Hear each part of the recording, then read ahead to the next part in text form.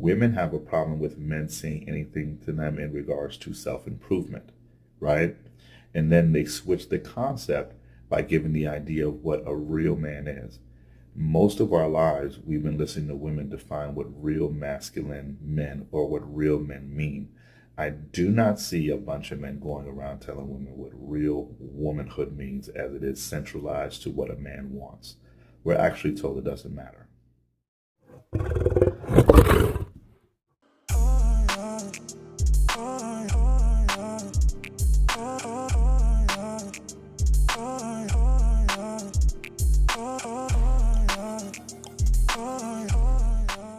All right, y'all, a little bit of house cleaning before we get started. For those who've been rocking with me from day one, I appreciate the support. For those who may be new here, coming in or out the door, for me, don't forget to like, comment, subscribe, get it cracking in the comments. Every bit of your engagement helps promote me into the YouTube algorithm. I thank y'all for the support. Now, let's get started. I just want to go on a bit of a rant here.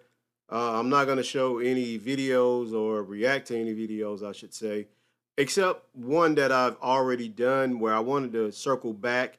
I kind of missed it in the other video that I did content on. So I wanted to concentrate on this little small snippet of what she said and speak to that. And this is what she said. Drop it real quick. Because we don't just need men occupying space. We need men being men. So basically, she doesn't need men, or women don't need men occupying space. Okay. On the surface, it doesn't really mean much. It just sounds like misandrous babble. But I really took time to start sitting up and contemplating exactly what does that mean. We don't need men taking up space. What does that actually mean? Could she be talking about men who are unambitious, who don't have jobs? She can't be talking about those type of men, because she's not going to tell me that she dates those type of men, because if you date those type of men, then I don't know why she goes so viral, because she really does go viral quite often on TikTok. Hundreds of thousands of views, as a matter of fact. So I started looking at a lot of her content. I have a lot of it clipped. I will be doing future videos on it.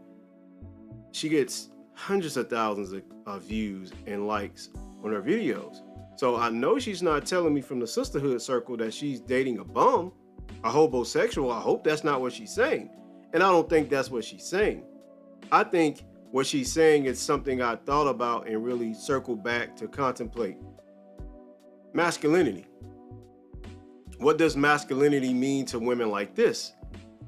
And to me, it reeks of, I only see a masculine form or masculinity as to the counter of being beneficial to women solely.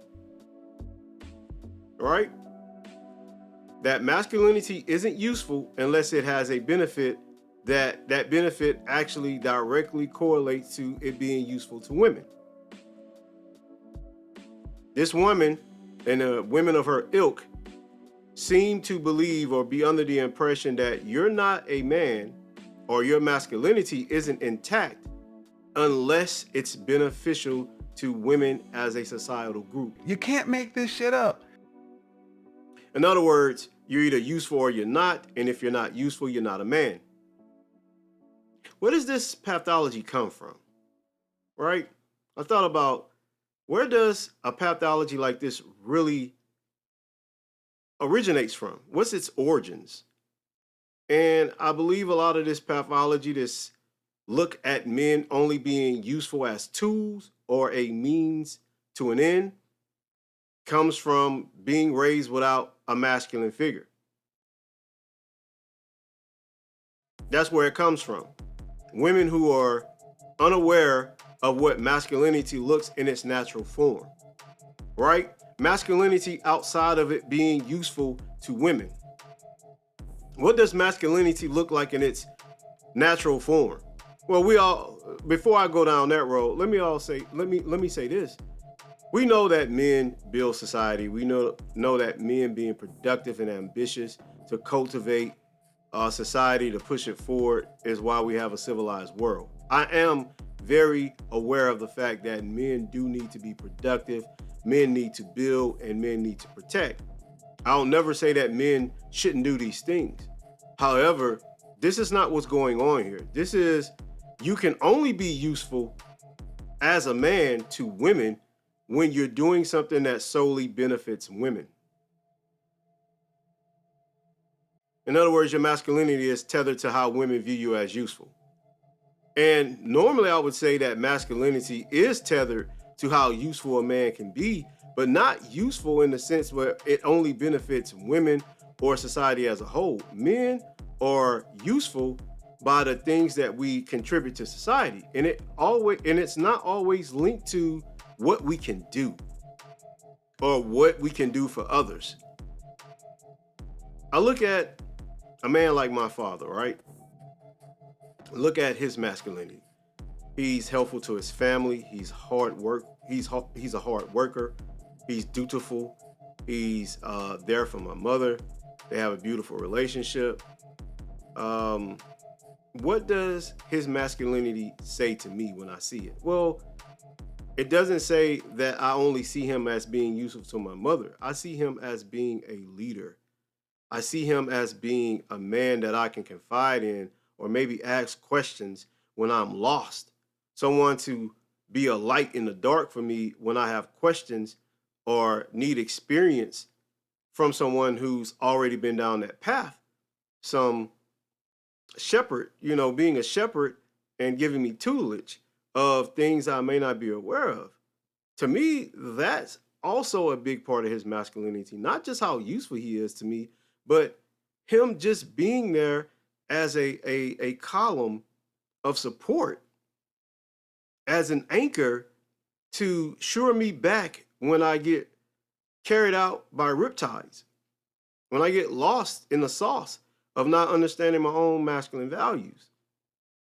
See, to me, men come in many forms. Men are not a monolith. How dare you? Sure, we have bad men. Sure, we have men that lack ambition. Sure, we have men that fall into the criminal element, or men that are scourges of society. But those men are few and far between. Most men are just average men living their lives.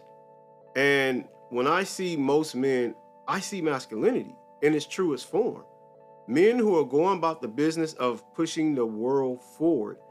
It may not be on large scales. It may not be these things that can be quantified in articles or accolades of being reported on by the news outlets, or you're seeing it on social media posts. No, just average men going about the business of living their life and making sure that families are taken care of and making sure that they are those shining examples of getting out there, getting it done, but not being used solely for their ability to get it done. I want to say this too, right? That I believe that a lot of women have issues struggling with recognizing true masculinity because they weren't raised by fathers.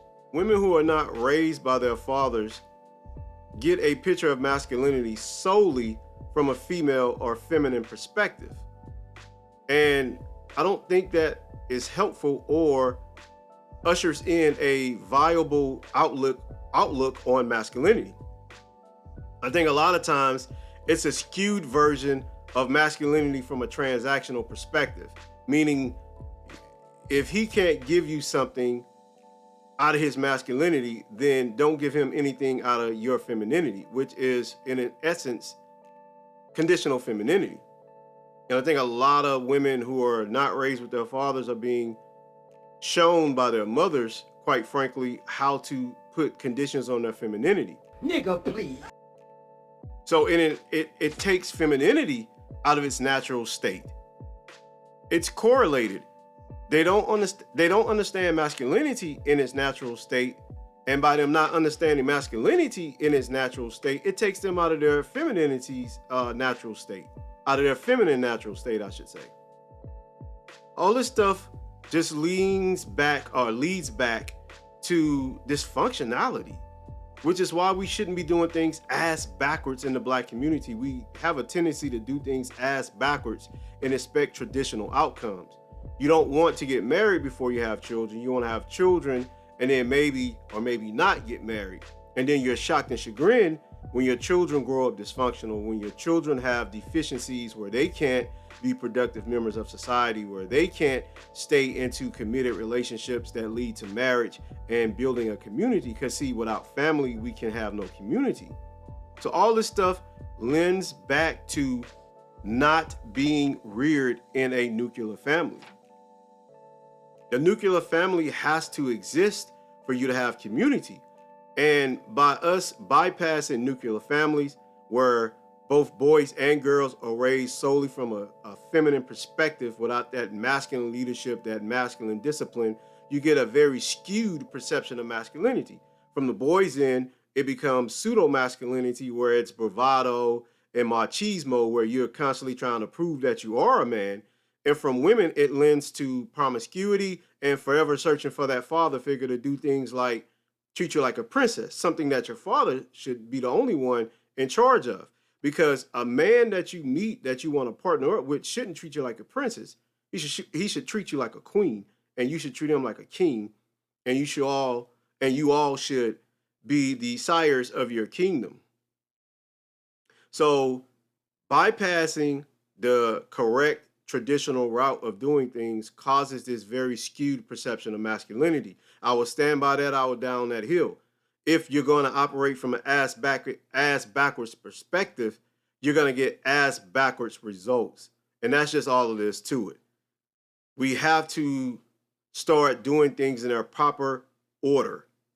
Because when you do things out of order, you're going to get conditional femininity, pseudo-masculine women, emasculated men, effeminized men who don't want to build, who don't want to cultivate, and women who are going to be highly promiscuous with high body counts and practice a form of hypergamy instead of just natural hypergamy. I don't have a problem with women being practicing hypergamy, but this hypergamy is ridiculous, and it's skewed to a narrative of only seeing men as a financial means to an end. So in other words, we got to stop being dysfunctional. We got to get back to doing the proper order of things and being within a order structure of how things should move so we can have a traditional outcome. Now, I'm not saying that both men and women should slide back into staunch traditional roles, but it has to look like something that had a success rate of the past, because the past is where it was successful. And yeah, I know y'all will come over here arguing over the fact that women didn't have rights. Black women never took part in any of that because black women were denied rights just as much as black men. So, I think that to build a strong community, if you want men to reflect true masculinity, we're going to have to get back to having a two-parent household with strong fathers, a strong masculine presence, so that women can grow up and understand masculinity in its true and natural form. And so little boys can grow into men and exude actual masculinity and maintain a masculine frame and not be these emotional nutcases over brimming with testosterone, because that is dangerous and it doesn't benefit society in no shape, form, or fashion.